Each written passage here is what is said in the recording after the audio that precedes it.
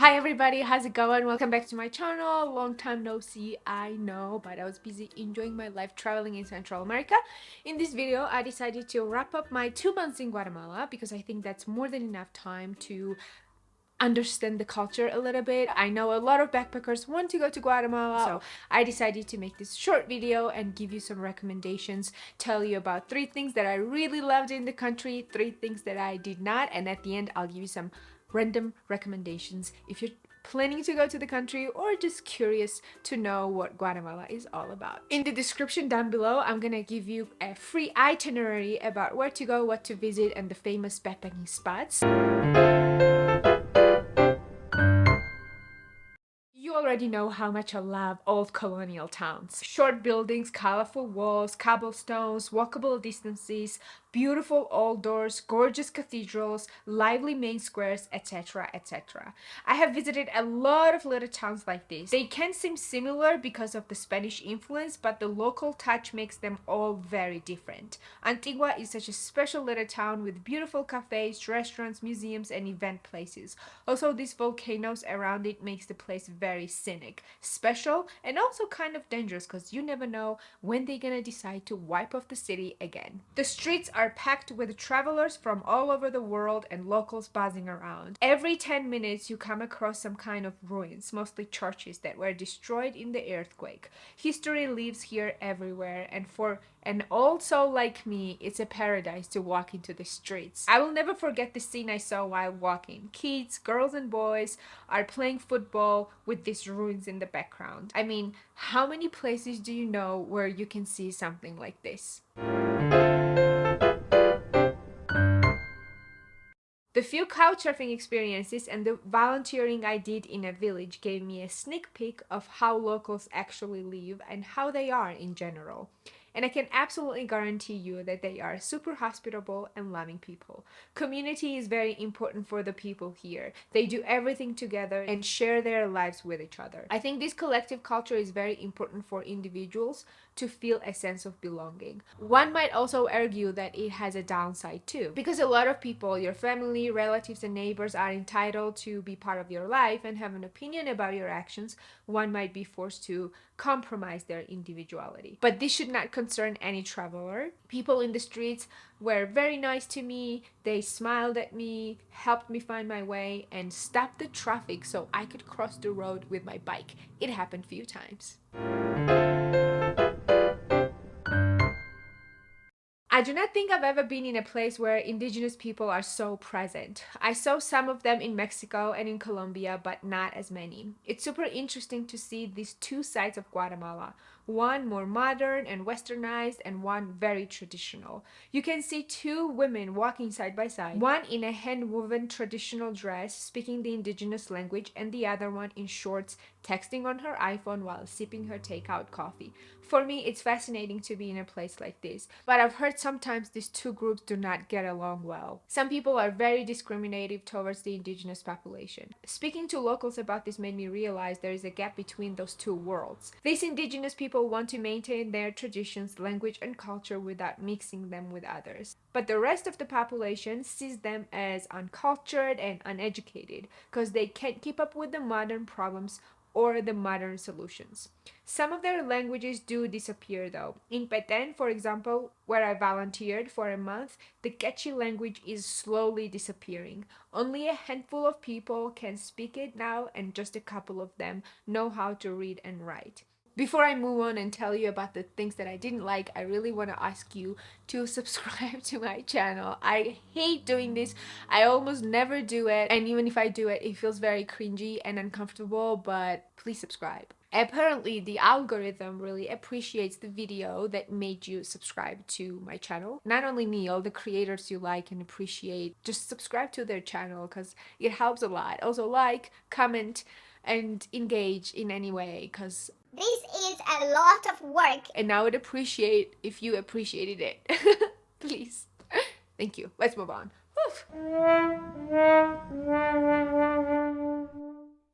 The garbage is everywhere, I swear to God. This problem is not unique to Guatemala. Moreover, I think there is not a single country in the world that does not have this problem. But in Central America, you see it in the streets. People throw plastic everywhere in their stunning nature. And if they do not take care of their nature, who will? You know, my friends usually say that being an environmentalist is a privilege, that you have to have all your other problems in life figured out to be able to worry about the nature. And they apply the same logic to the cultures and countries as well. But I absolutely disagree. Rich countries can afford to hire workers to clean up their mess, their streets, their lakes and seas and ocean, but the poor countries will never be able to do so. In Guatemala, they serve hot coffee with a plastic straw and pour beverages from plastic bottles into plastic bags. So unnecessary, I can't even see how they make sense out of it. I mean, I can. They just don't know. They just don't know better. I spoke to this Austrian lady who worked in waste management here, and the stories she told are just heartbreaking. How some beautiful beaches are all contaminated now, and that they even threw all hospital waste into the ocean, all the bloody needles and stuff. I wish any politician or organization cared about this, because you can definitely tell people are doing this out of ignorance. They just don't know the damage they are doing by their actions. They love their country, they love their nature, and if the infrastructure was there, I'm sure they would be glad to take care of their space. Also, the majority of cars run on diesel, which dramatically contaminates the air. I looked it up, and respiratory disease are the second leading cause of death in Guatemala, which is a shame because the country is just covered in greenery. Anyway, I might be overreacting because I care about the environment, I care about the nature so much, but I don't know, it just breaks my heart seeing this plastic everywhere. Okay, this might sound a little bit controversial. Let me know if you have another opinion about it in the comments. And I'm genuinely interested. I'm not telling you this to make you engage in my video. I don't know. Send me an email if you don't want to hype up my video. For a lot of attractions, the entrance fee is vastly different for foreigners, even the transportation fees. A boat ride in Flores, for example, was 3 quetzales for locals and 15 for foreigners. I almost ended up paying 100 because they lied to me. Good thing I double checked it with my couchsurfing host. Bus drivers constantly try to give me the wrong price, so now I always ask locals how much a ride costs and preferably have the exact change to avoid any conflict. My friend was almost kicked out of the bus because she did not want to pay triple the price.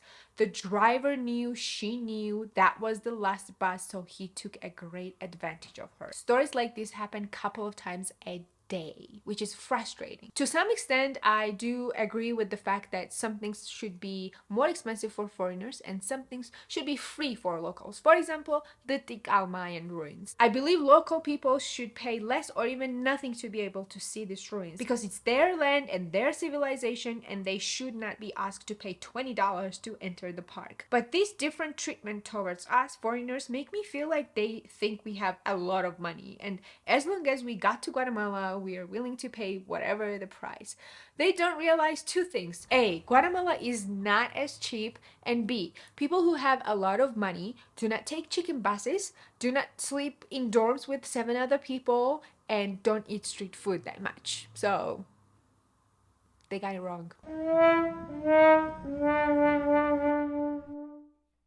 In any other place I've been to in Latin America, except for Puerto Rico maybe, it was very easy to catch a bus from one town to another. In Guatemala, there are no bus companies, but tour agencies that have shuttle buses. So it's very, very expensive to go from one place to another. Yes, the rides are long, but definitely not worth $80 or even $55. I skipped Semuc Champey, for example, because a 2-day trip would end up costing me $300, so it was just not worth it. Instead, I flew to Flores and started my volunteering position early, and I was lucky enough to be taken to many rivers and beautiful places by the locals I met there, so I didn't regret not going to Semuc Champey at all.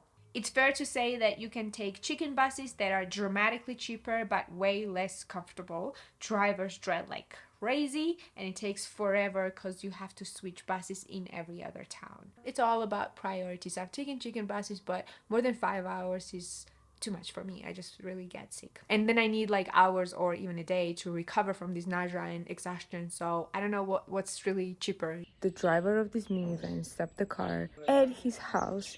He's eating lunch and the whole bus is waiting for him. Sorry, I took Dramamine. I can't talk straight. Okay, now here are my 5 really random recommendations. Go to Tikal and enjoy the sunset tour. Do not do the sunrise because the sunrise is very rushed. You have to be there on time. You have the anxiety. You have to wake up at 2 a.m. or 3 a.m. So it's not really worth it. Go watch the sunset and camp out in one of the hotels. So do it. Please do it. It's really beautiful. And it's not hot and it's windy and jungle speaks when the sun is setting. I swear to God, you're going to hear it. I would skip Flores completely unless you want to go to Tikal or unless you want to party because I've heard it's a party place. Yeah, it's a cute little town, but there's not much to do there. It was extremely hot when I was there. I just enjoyed being with my couchsurfing host, but as a town, I don't think it has any cultural value for me. If you have the physical ability, definitely do this 3-day trek from Xela, Acatenango to Lake Atitlan. So you're gonna be crossing all these beautiful towns and mountains and enjoying the sunsets and sunrises with the people you're hiking with or trekking with. I couldn't do it because 3 days before the trek was starting, I climbed Acatenango and my body was destroyed. So I couldn't do it, unfortunately, although I really regret it. Okay, definitely do Volcán de Fuego Acatenango hike, but do not have any expectations. It might be raining, it might be cloudy, you might not be able to see anything, and also either train for it or be ready to be completely destroyed like I was, and pretty much everybody in my group. It's really not easy. I have a video about it if you want to watch it. Try this coffee company. It's really good. It's the best coffee I ever had. Finally, I can say that Guatemalan people, especially the women and the children I worked with, touched my heart and I will forever carry their love. I think I learned a lot and I saw some things from different perspective. Do you feel the butt? There's a butt coming! But I did feel like it was a little bit overhyped and a little bit overrated. Some places at least. I did have this feeling of, oh, this is a very special place in a few places, but not in most of the places. I'm sorry. Flores would be one of them, or even Lake Atitlan, which I know some people just love. Lake Atitlan is really, really beautiful as a piece of nature. It's a lake surrounded by amazing volcanoes. Again, like the amount of garbage I saw there and the sewage and this non-stop boat rides from one town to another and these parties. I felt like people were abusing and exploiting this beautiful piece of nature.